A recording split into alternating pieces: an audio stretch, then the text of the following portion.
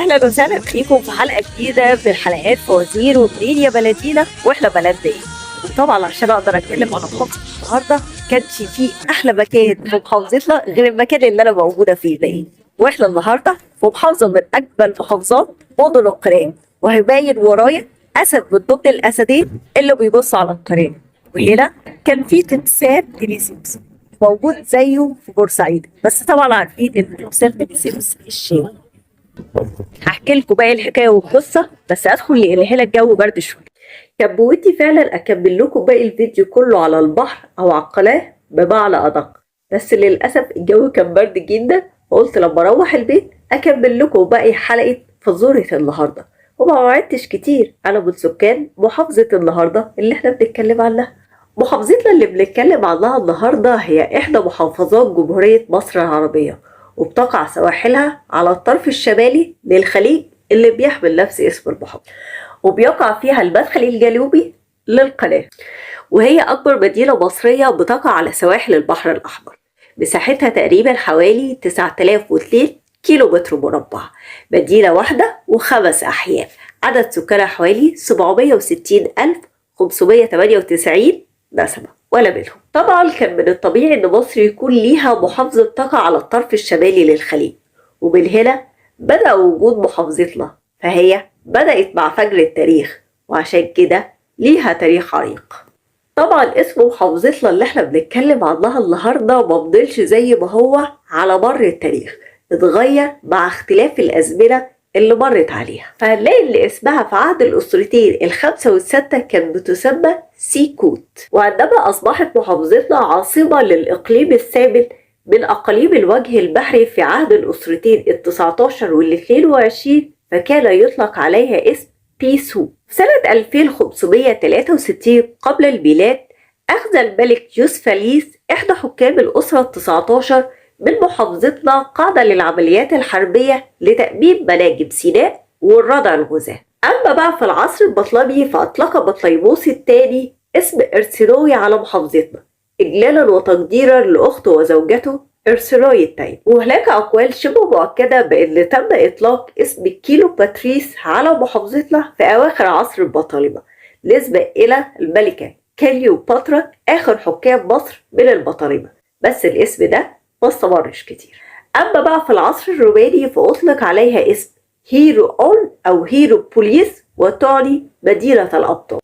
وفي أواخر العصر الروماني تم تغيير اسم محافظتنا ليصبح كلسيبة أو كلزيبة أو قلزوبة. القرن التاسع الميلادي أصدر خبراوية ابن أحمد ابن طولون اسم القلزم على محافظتنا، وده تحريف للاسم اللي كان موجود قبل كده في أواخر العصر الروماني قلزوبة.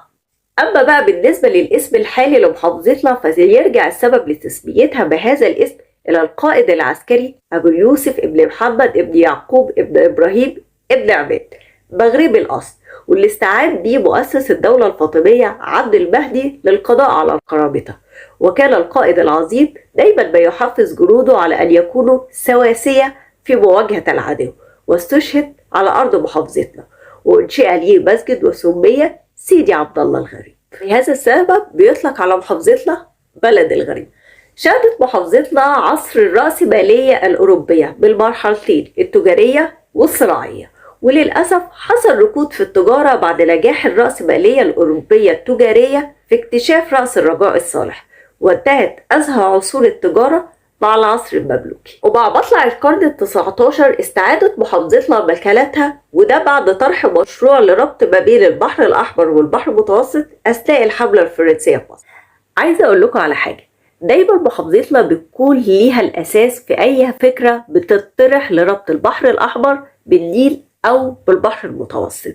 ففي عهد الأسرة السادسة أمر الملك بيبي الأول بإنشاء قناة زيزوستريس اللي تربط ما بين البحر الأحمر والنيل، وطبعا محافظتنا كانت الأساس. فكان من الطبيعي ان فريند ديليسيبس لما يجي ويقرر ان هو يربط البحر الأحمر بالبحر المتوسط يسمي القناة باسم محافظتنا.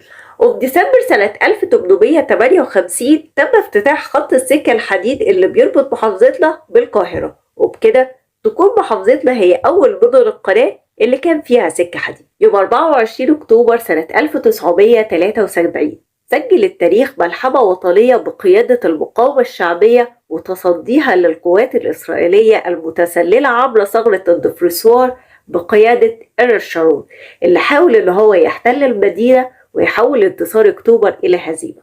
وذلك اليوم أصبح العيد القومي لمحافظتنا. من أهم المعالم السياحية اللي موجودة في محافظتنا قصر محمد علي، واللي موجود في منطقة الخور، واللي أنشأه محمد علي باشا علشان يكون مقر ليه عشان يقدر يشرف على إنشاء أول ترسانة بحرية في مصر. كمان هنلاقي من ضمن المناطق الأثرية منطقة آثار جريفة، واللي فيها بعض آثار متبقية من قناة زيزوستريس وبعض الكسريات الفخار اللي بيرجع تاريخها للعصر البطلمي. طبعا بالإضافة للمتحف القومي لمحافظتنا ومسجد سيدي عبد الله الغريب وبيت المساجيري اللي عمره بيرجع لأكتر من 300 سنة. كلمة وقالها فيلسوف: اللي يلف الدنيا يشوف. واحنا لفينا 27 محافظة وعرفنا نبذات عن تاريخ محافظتنا وقد ايه هو تاريخ عريق.